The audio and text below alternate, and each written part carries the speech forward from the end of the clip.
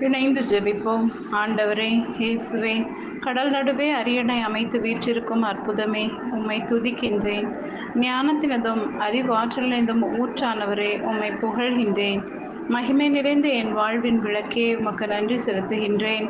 என் பெயரின் பொருட்டு வீடுகளையோ, சகோதரர்களையோ, சகோதரிகளையோ, தந்தையையோ, தாயையோ, பிள்ளைகளையோ, நில புலன்களையோ விட்டுவிட்ட எவரும் 100 மடங்காக பெறுவர், நிலைவாழ்வை உரிமை பேராக அடைவர் என இன்றைய இறைவார்த்தையில் எனக்கு உமது அன்பை வெளிப்படுத்துகின்றீரே ஏசையா.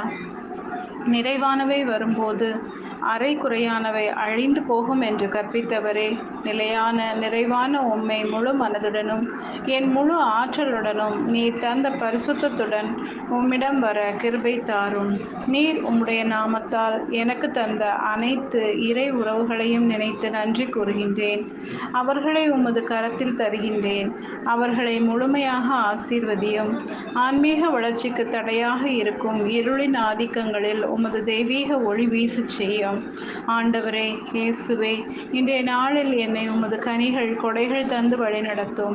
உமது நாமத்தால் நான் உருவாக்கிய உறவுகள் என்னை மேலும் ஆன்மீகத்தில் வளர துணை செய்ய என்னிடம் அனுப்பும்.